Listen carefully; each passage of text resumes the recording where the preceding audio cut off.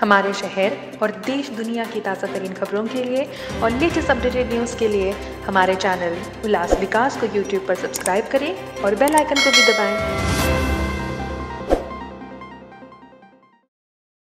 नगर camp number 5 में एक electrical दुकान मालिक और उसके बेटे पर हमला कर आरोपी फरार हुए थे। मामले की जांच कर रही पुलिस को जानकारी मिली कि आरोपी 16 जनवरी को जय भोले नामक होटल में खाना खाने आ रहे हैं और पुलिस ने जाल बिछाकर दोनों आरोपियों को गिरफ्तार कर लिया। ज्ञात हो कि स्वामी शांति प्रकाश रोड स्थित कैंप नंबर 5 संतोष इलेक्ट्रिकल्स की दुकान पर रविवार 14 जनवरी को दो युवक सामान बदलने गए। जब दुकान मालिक के बेटे करण ने कहा कि 5 मिनट रुको, मेरे पिता आएंगे और सामान बदल कर देंगे, इतने में दोनों युवक ने गुस्से में आकर दुकान के बाहर पड़े पत्थर उठाकर दुकान पर फेंकना शुरू कर दिया। जब दुकान मालिक दोनों युवकों को रोकने गए तो उनकी जमकर पिटाई कर दी।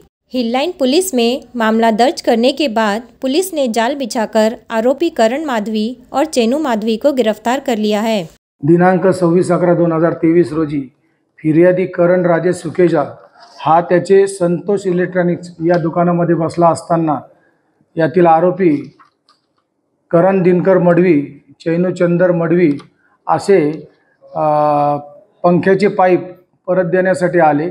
सदर दुकानामध्ये त्याचे वडील नसल्याने त्याने पाईप घेण्यासाठी नंतर या असं बोलल्याचा राग मनात येऊन त्यांनी त्या ठिकाणी आरोपी यांनी खिडकीची काच फोडली आणि काच फोडल्यानंतर ती काच फिर्यादी याचे डावे हाताचे खांद्यावर आणि मनगटावर वार केले आणि त्याच्यामध्ये गंभीर जखमी झालेला होता। फिर्यादी हा हॉस्पिटलमध्ये ॲडमिट होता। सदर आरोपीत हे गुन्हा केल्यानंतर फरारी होते।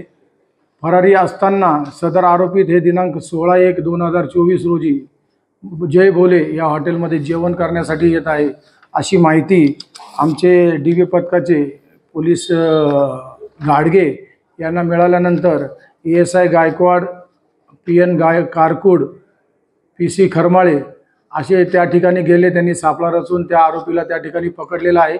त्या आरोपीला आता पोलिसाच्या ताब्यात आहे। कोर्टामध्ये त्याला हजर केली असता त्याची 19/1/2024 पोलीस कस्टडी घेण्यात आलेली आहे। सर आरोपी ते मांगरूळ गावाचे राहणार आहे। वसार मांगरूळमध्ये राहणारे आरोपी आहे आणि त्याची गुन्ह्यांची काही पार्श्वभूमी नाही आहे। उल्लास विकास को यूट्यूब पर सब्सक्राइब करें और बेल आइकन को भी दबाएं।